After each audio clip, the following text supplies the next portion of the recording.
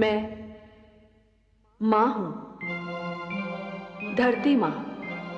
मानव मुझे माता कहकर पुकारता है। मुझे बनाने वाले ने मुझे अपने चरणों से छूकर इतना पवित्र कर दिया था कि देवता भी मेरी धूल से माथे पर तिलक लगाकर स्वयं को धन्य समझते हैं। आज मैं उसकी कथा सुनाने तुम्हारे निकट आई हूं, जिसने मुझे बनाया है, जिसने मुझे मानव जैसे श्रेष्ठ पुत्र की भेंट दी है, जिसने मेरे आंचल की छांव को मानव के रहने का सर्वश्रेष्ठ स्थान बनाया है, जिसने सूरज, चांद, सितारों को आसमान में बांध रखा है, जिसने मेरे आंगन में फैले हुए समुंदरों को किनारों से रोक रखा है ताकि उन्हें भी अपनी सीमाओं का आभास रहे। किंतु जो स्वयं असीम है, अनंत है, जो जन्मदाता भी है और पालन करता भी। हां, मैं तुम्हें उसकी कथा सुनाने आई हूं जो अपने भक्त प्रहलाद की रक्षा करने के लिए नरसिंह बनकर आया, जो राक्षसी संस्कृति का नाश करने के लिए राम बनकर जन्मा और जो कंस का अत्याचार मिटाने के लिए कृष्ण के रूप में अवतरित हुआ, जो मेरा आराध्य है, तुम्हारा आराध्य है, हम सब का आराध्य है। विश्व जिसे विष्णु कहकर पुकारता है, जो नारायण भी है, लक्ष्मीपति भी है। ये कथा सुनना हर एक के लिए आवश्यक है, नितांत आवश्यक। केवल इसलिए नहीं कि यह परमपिता परमेश्वर की कथा है, केवल इसलिए नहीं कि इस कथा में मानव की परंपरा है, उसकी सभ्यता का इतिहास है, उसका अतीत, वर्तमान और भविष्य है, बल्कि इसलिए आवश्यक है कि इस कथा से जीवन जीने की, सत्य मार्ग पर चलने की, अन्याय से संघर्ष करने की, कर्मयोगी बनने की प्रेरणा मिलती है। इस कथा में जीवन के मूल्य हैं, जीवन के सिद्धांत हैं। ये कथा सुनकर मानव धन्य हो जाते हैं, जान लेते हैं कि जो कर्मठ होते हैं, परमपिता परमेश्वर उनकी रक्षा अवश्य करता है। ये कथा मैं ही सुना सकती हूं, क्योंकि मेरी रचना मानव की रचना से पहले हुई थी। मेरा इतिहास मानव इतिहास से भी पुराना है। इस कथा का आरंभ महाप्रलय से होता है।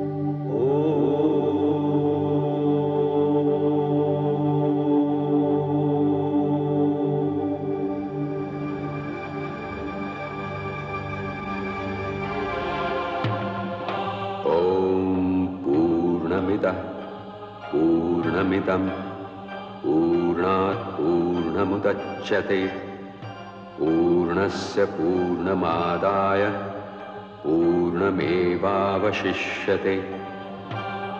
हे विष्णु, हे पद्मनाभ, हे विश्वेश्वर, आप पूर्ण हैं, ऐसे पूर्ण जिसमें से यदि पूर्ण निकल भी जाए तो भी शेष पूर्ण रहता है। उस दीपक के समान पूर्ण जो दूसरे दीपक को जलाता है, फिर भी उसका प्रकाश ज्यों का त्यों रहता है। हे विष्णु, संसार नष्ट हो चुका है, सब कुछ समाप्त हो चुका है, फिर भी आप पूर्ण हैं। केवल आप ही सृष्टि की रचना कर सकते हैं, आप ही जीवन को जन्म दे सकते हैं।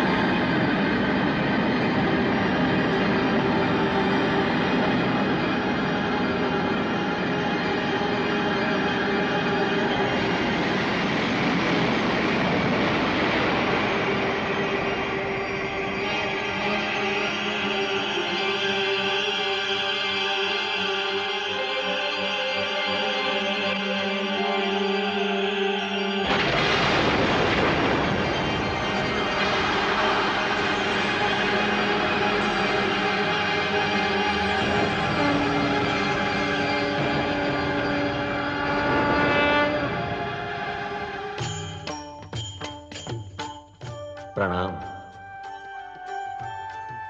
हे नारायण, आपको कोटि कोटि प्रणाम। हे विश्वेश्वर प्रणाम, आपको असंख्य प्रणाम। हे पद्मनाभ, मैं कौन हूं, मुझे बताने की कृपा कीजिए। हे वासुदेव, मुझे अस्तित्व दिया है तो पहचान भी दीजिए, परिचय भी प्रदान कीजिए। जो मैं हूं वही आप हैं, और जो आप हैं वही मैं हूं।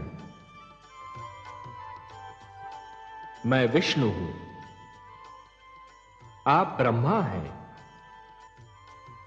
और आप महेश हैं। हम तीनों ही एक ही अस्तित्व के तीन रूप हैं, त्रिमूर्ति हैं। परंतु हे देव, मेरे होने का उद्देश्य क्या है, मेरा लक्ष्य क्या है? हे ब्रह्मा, सृष्टि की रचना होनी है, संसार का निर्माण होना है, जीवन का जन्म होना है, और ये सारे कार्य आप ही को तो करने हैं। आप विधाता हैं, सृष्टि में जन्म लेने वाले जीवन के जन्मदाता हैं। और हे परमेश्वर, मेरी रचना क्यों हुई है? हे महेश, हे शिव शंकर, निर्माण और विनाश, जन्म और मृत्यु एक क्रम है, एक चक्र है। जो बना है उसे समाप्त भी होना है, जिसने जन्म लिया है उसे मृत्यु भी आनी है। यह क्रम चलता रहेगा, यही प्रकृति का नियम है। आरंभ ब्रह्मा है, और हे महेश, आप अंत हैं, और आप दोनों के बीच मैं स्वयं विष्णु पालन करता हूं।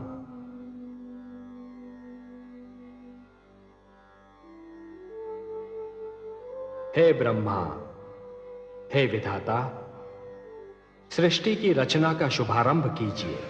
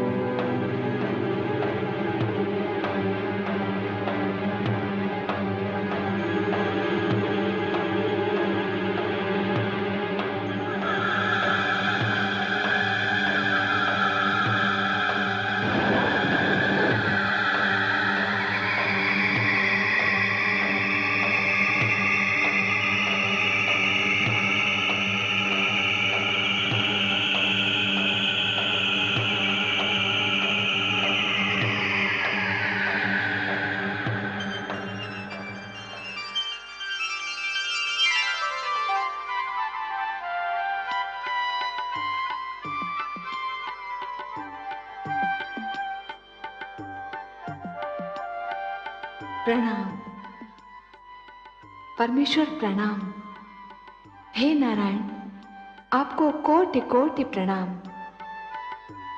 हे नाथ, हे सर्वशक्तिमान, आप तो अपने आप में ही संपूर्ण थे, फिर मेरी रचना करने की क्या आवश्यकता थी?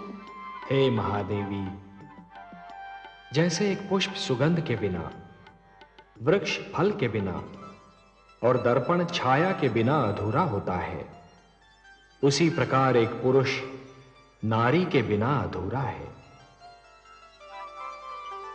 और ये तो केवल हम ही जानते हैं ना महादेवी, कि संसार को ममता और स्नेह और एक पुरुष को प्रेरणा, संघर्ष की शक्ति और जीवन भर का साथ केवल एक नारी ही दे सकती है।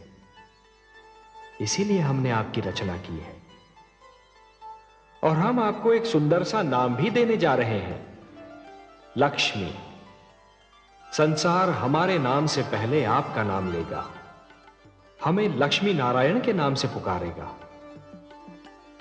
लक्ष्मी नारायण।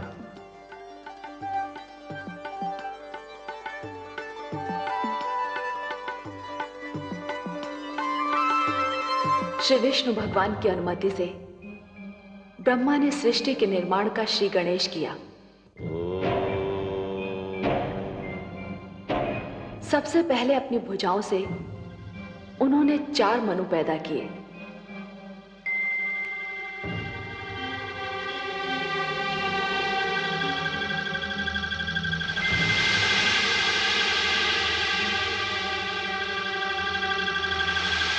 और उनसे मानव जाति की उत्पत्ति का भार उठाने को कहा। परंतु शिशु रूप में जन्मे इन संकादिक ऋषियों सनक, सनातन, सनंदन और सनत कुमार में इच्छा का अभाव था। मैं तुम्हें आज्ञा देता हूं, जो कार्य तुम्हें सौंपा है उसे तुम पृथ्वी पर जाकर पूर्ण करो।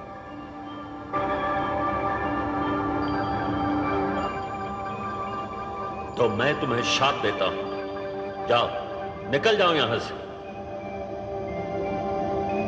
उन्होंने मानव जाति को जन्म देने जैसा महान भार उठाने में स्वयं को असमर्थ पाया।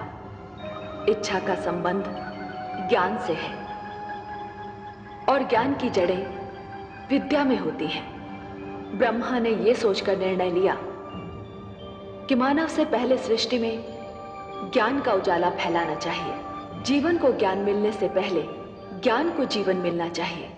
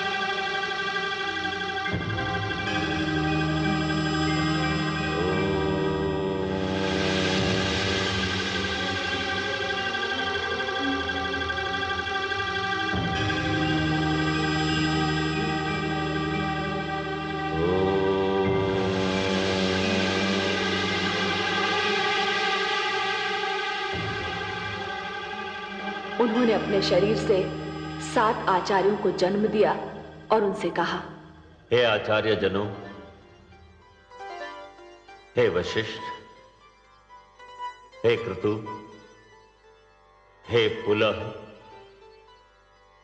हे पुलस्त्य, हे अंगिरा, हे अत्रि, हे मरीचि। सृष्टि में मानव जीवन का आगमन होने वाला है। मानव को शिक्षा देना, उसके जीवन को दिशा देना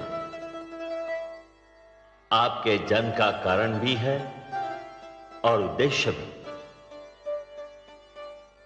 उसके मार्ग में ज्ञान का प्रकाश फैलाएंगे आप। उसे परिवार और गुरुकुल परंपरा के ढंग सिखाएंगे। सप्त ऋषि के नाम से जाने जाने वाले ये 7 आचार्य आज भी नक्षत्र मंडल में 7 सितारों के झुरमुट का रूप लेकर जीवन का मार्गदर्शन करते दिखाई देते हैं। फिर आया वो क्षण जिसकी सृष्टि सांस थामे राह देख रही थी। रचना क्रिया का सबसे महान क्षण, मानव जीवन के आगमन का सुनहरा पल।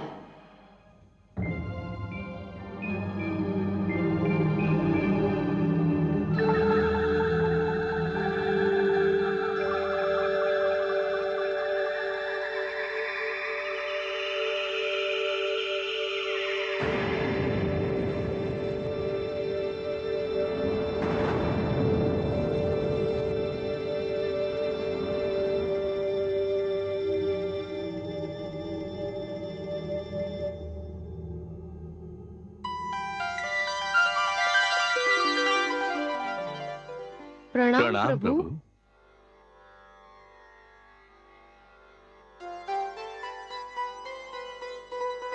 हे मनु, हे शतरूपा, आप दोनों मिलकर सृष्टि में मानव जीवन के प्रारंभ की घोषणा है।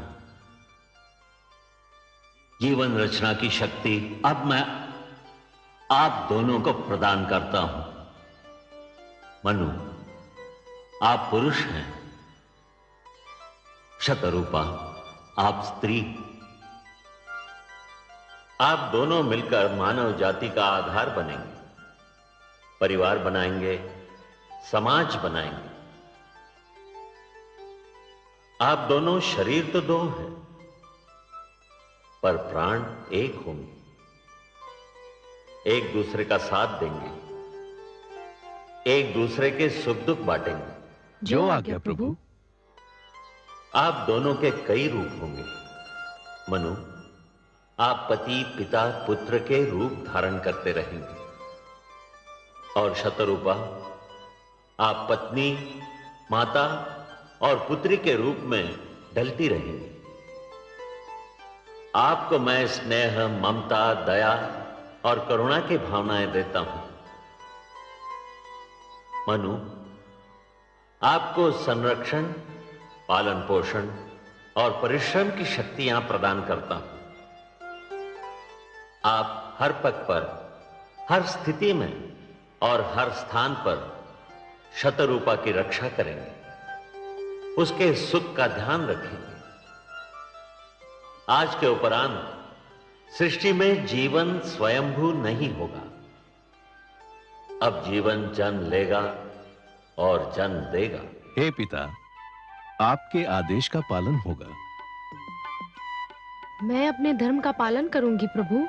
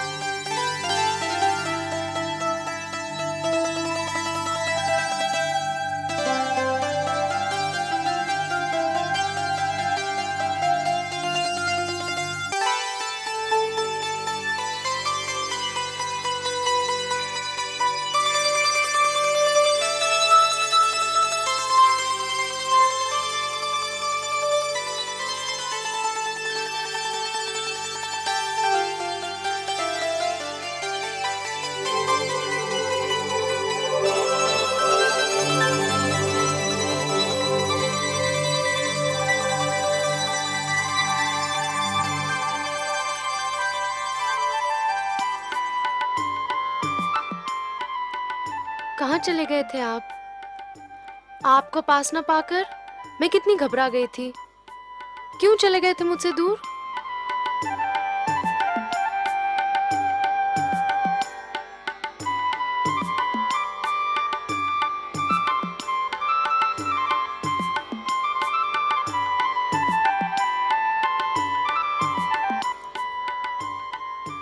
ऐसे क्या देख रहे हैं आप?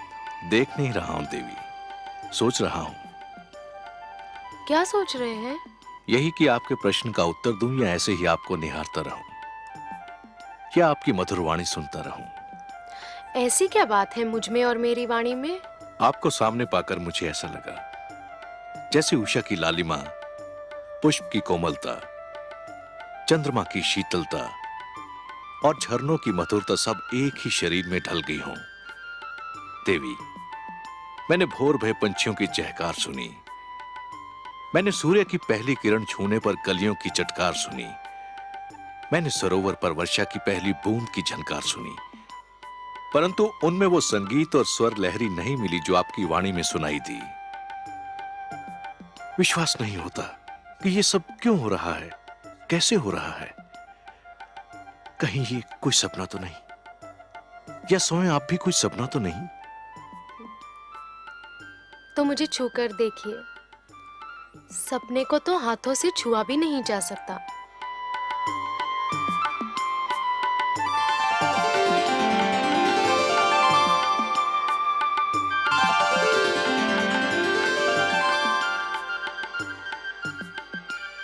अब पता चला कि मैं सपना हूं या सत्य? आप सत्य हैं देवी, सृष्टि का सबसे सुंदर सत्य। ब्रह्मा ने मुझे आपके विषय में बहुत सारी बातें बताई थीं, परंतु एक बात नहीं बताई थी जो मैंने अब जान ली है। कौन सी बात? यही कि आप मेरी संगिनी नहीं, मेरी आवश्यकता भी हो। आपने अधूरी बात जानी स्वामी। क्यों? पूरी बात यह है कि हम दोनों एक दूसरे की आवश्यकता है।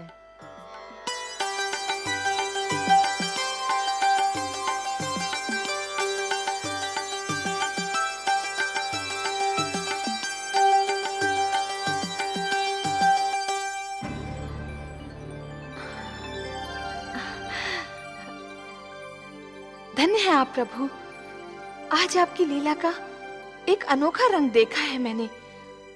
कितना सुंदर है ये संसार, कितनी अनुपम है ये रचना, ये प्रेम, ये भावना, ये स्नेह।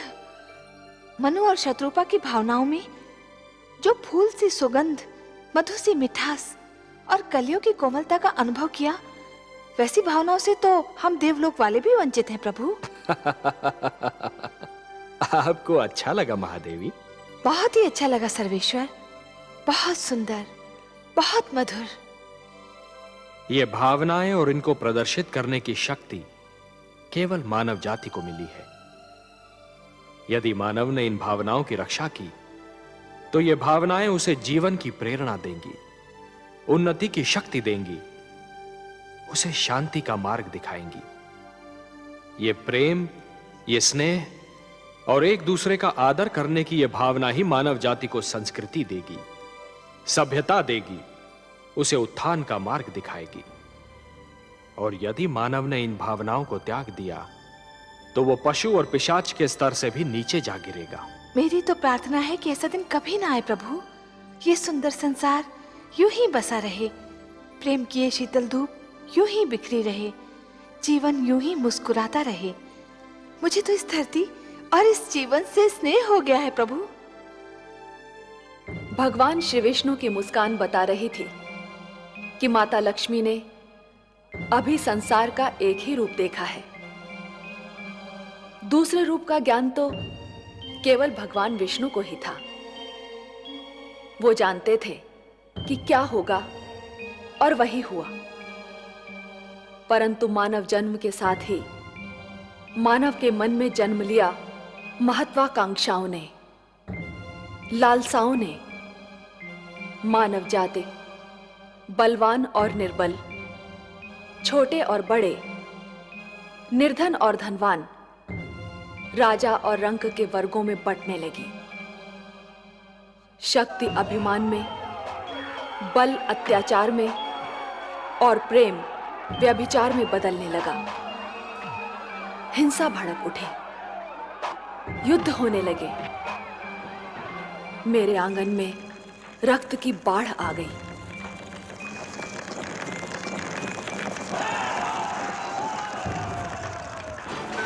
मैं घबरा गई। मैंने मानव को बार बार पुकारा, पर हाहाकार में उसने तो मेरी पुकार नहीं सुनी। परंतु मेरी ये पुकार देवलोक तक पहुंच गई।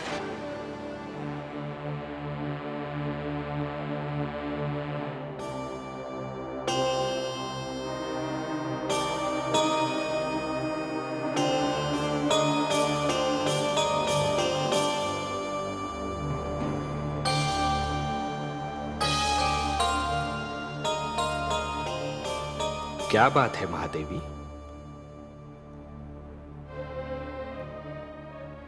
आपके इन सुंदर नयनों में आश्चर्य और विस्मय की छायाएं क्यों तैर रही हैं?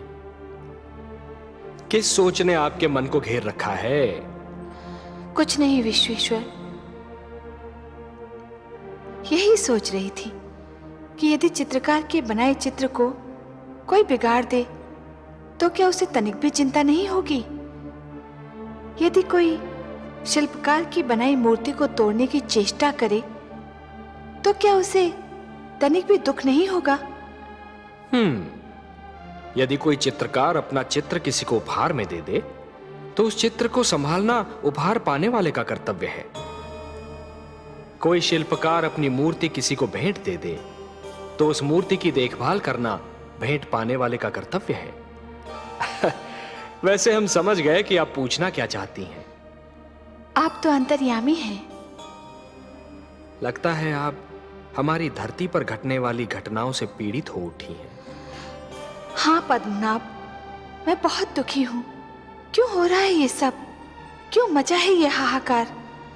प्रेम बनाया था तो घृणा क्यों बनाई? जो हो रहा है हो सकता है वो वही हो जो स्वयं विधाता ने लिखा हो। और अपना लिखा तो स्वयं विधाता भी नहीं मिटा सकते ना। हे महादेवी, हो सकता है कि यह मानव की परीक्षा हो, उसके कर्मों की परीक्षा हो। पर ऐसा संसार और ऐसा मानव आपने बनाया ही क्यों नारायण, जो आपकी बनाई धरती पर अंधेरा फैला रहा है? तो आप क्या चाहती थीं कि हम केवल दिन बनाते और रात्रि न बनाते? फिर मानव को अंधेरे उजाले का अंतर कैसे जान पड़ता? विष न होता तो अमृत की महत्ता कैसे जानी जाती? पुष्प के साथ कांटे न होते तो पुष्प के सौंदर्य को कौन जान सकता? पतझड़ न आती तो वसंत ऋतु इतनी सुहानी कैसे लगती? हमने मानव को बनाया है देवी। मानव इतिहास को बनाने का कार्य हमने अपने हाथों में नहीं रखा, वो तो उसी पर छोड़ दिया है। अभी तो उसे अपनी शक्ति का आभास हुआ है। इसी से उसे न्याय अन्याय, सत्य असत्य, धर्म अधर्म और पाप और पुण्य की जानकारी भी होगी। हमने बुद्धि दी है मानव को, विवेक दिया है उसे। और यदि मानव ने विवेक से कार्य नहीं किया तो? यदि धरती पर रात्रि इसी प्रकार दिन को निगलती रही तो? अंधकार प्रकाश को डसता रहा तो? तब क्या करेंगे आप? चिंता मत कीजिए देवी। यदि असत्य और अधर्म अपनी सीमा को पार कर गए, यदि धर्म की हानि होने लगी, तो हम स्वयं धरती पर जाएंगे। हम वचनबद्ध हैं।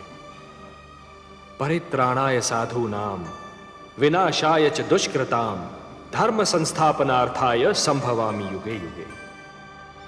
अपनी लीला तो आप ही स्वयं जानते हैं पद्मनाभ।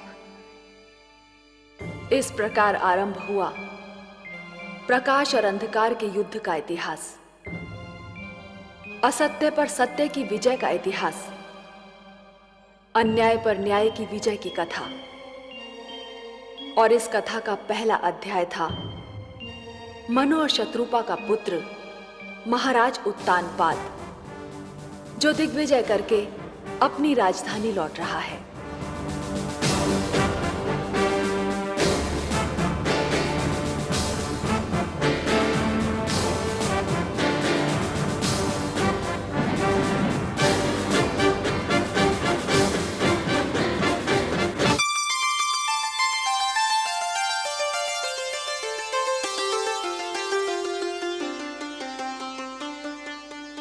महारानी सुनीति की जय हो।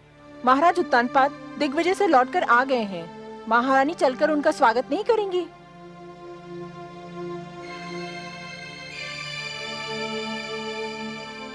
मैं वहां जाकर क्या करूंगी? उनका स्वागत करने के लिए तो पहली सी वहां कोई उपस्थित है। क्षमा करें महारानी, पर आप बड़ी रानी हैं, पट रानी हैं। महाराज के स्वागत का अधिकार तो आप ही को प्राप्त है। अपने स्वागत का अधिकार, देने न देने का अधिकार तो महाराज के हाथों में है, और महाराज ये अधिकार अब किसी और को दे चुके हैं। आप यही है बातें पिताश्री के स्वागत को नहीं गई? नहीं पुत्र, मैं नहीं गई। फिर मैं जाऊंगा पिताश्री का स्वागत करने। तुम भी ना जाओ पुत्र। क्यों बातें? मैं नहीं चाहती कि इतनी कम आयु में तुम पीड़ा और दुख जैसे शब्दों का अर्थ जान लो।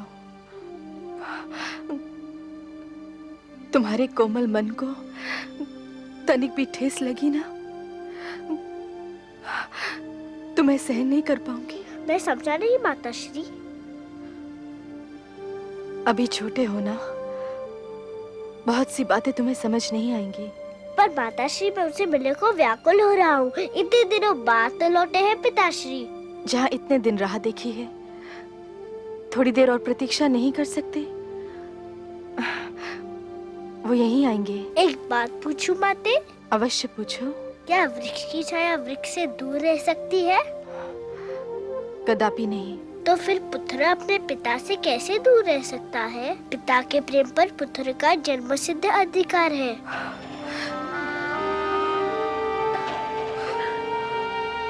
सारा झगड़ा ही तो अधिकारों का है पुत्र ध्रुव।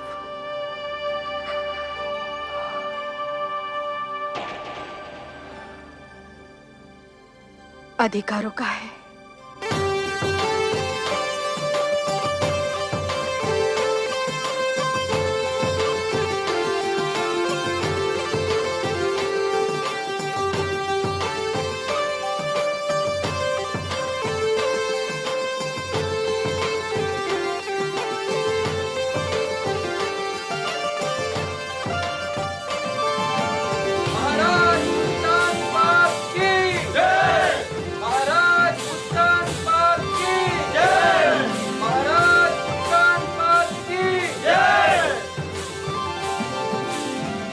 महारानी,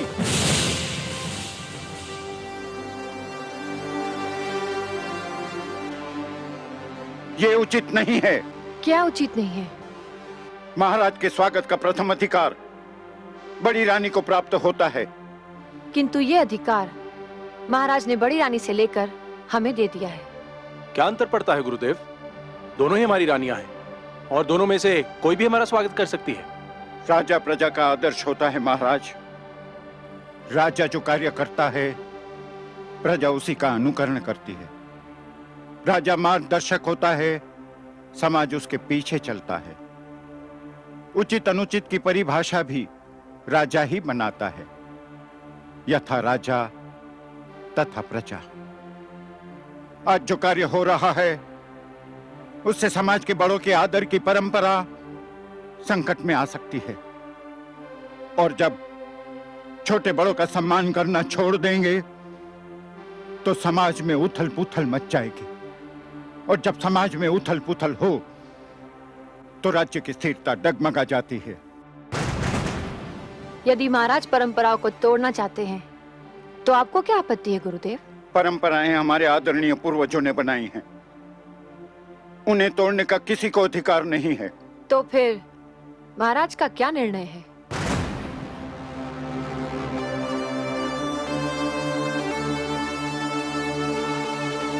हमारा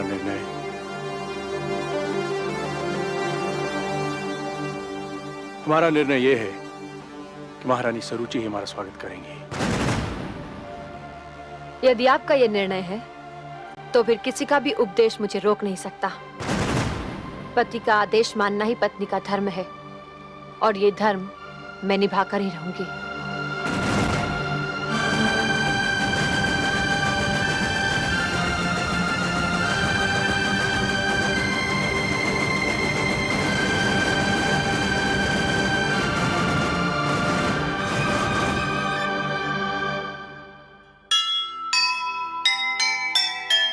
जैसे चले महान जन वैसे चले समाज, वैसी बन जाए प्रजा जैसा होगा राज।